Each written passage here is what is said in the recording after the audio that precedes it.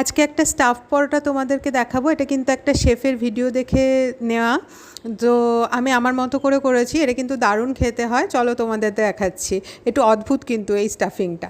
প্রথমে আমি সর্ষের তেলেতে একটু জিরে আর সর্ষে ফোড়ন দিয়ে নেব, দিয়ে দেবো বেশ খানিকটা কুচনো রসুন। তোমরা চাইলে নিরামিষ বানালে আদা কুচি দিতে পারো, তবে রসুনের ফ্লেভারটা এতে ভালো আসে। তারপরে 3টে টমেটো চপ করে আমি ওটার মধ্যে দিয়ে দেবো, একটু নুন দিয়ে আমি টমেটোটা ঢাকা দিয়ে সেদ্ধ হতে দেবো। টমেটোটা যখন জল ছেড়ে দিয়ে সেদ্ধ হয়ে যাবে তখন একটা ভাজা মশলা অ্যাড করবো। এটাতে কিছুই নেই, জিরে, ধনে, শুকনো লঙ্কা আর গোলমরিচ আছে। এটাতে আমচুর পাউডার মাস্ট, আমচুর পাউডার দেবে, তার সাথে যতটা ঝাল খাও সেই পরিমাণে লঙ্কা গুঁড়ো ওটার মধ্যে দিয়ে দেবে। এটাতে কোনো কাঁচা লঙ্কা কুচি টুচি দিও না, অনেক সময় কি হয় কাঁচা লঙ্কা কুচিটা মোটা মোটা কাটা হয়ে গেলে স্টাফিং থেকে বেরিয়ে আসে।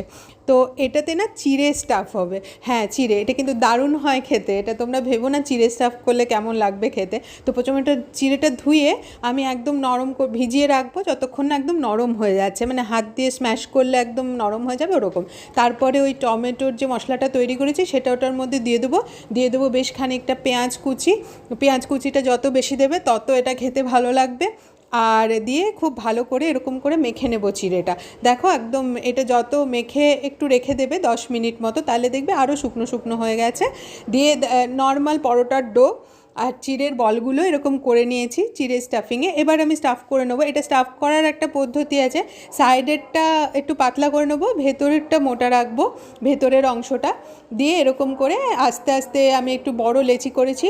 এইটা না দুটো খেলেই পেট ভরে যায়। তো মোটামুটি এটা দারুণ হয় স্টাফিংটা, আমার ভীষণ অবাক লেগেছে, আশ্চর্য হয়েছি আমি। তোমরা কিন্তু একবার ট্রাই করে আমাকে জানিও তোমাদের এটা কেমন লাগলো খেয়ে। আর এটা বেলবে যখন তখন একটু যদি ফাটা ফাটা হয়ে যায় সেটা বেশি ভালো হবে, তার কারণ হলো ভেতরে চিড়েটাও একটু ভাজা ভাজা হয়ে যাবে, তাহলে কি হবে একটু মুচমুচে ব্যাপারটা, ক্রাঞ্চি ব্যাপারটা খুব বেশি আসে পরোটাটাতে। তো তোমরা একবার অবশ্যই ট্রাই করে আমাকে জানিও তোমাদের এই চিড়ের পরোটা কেমন লাগলো, চিড়ে স্টাফিং পরোটা।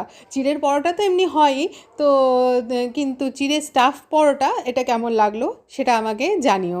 তো একবার অবশ্যই ট্রাই করে, আর যদি ভালো লাগে এরকম অদ্ভুত অদ্ভুত নানা রকমের ভিডিও, মানে রান্নার ভিডিও দেখতে, তো তোমরা আমার চ্যানেলকে সাবস্ক্রাইব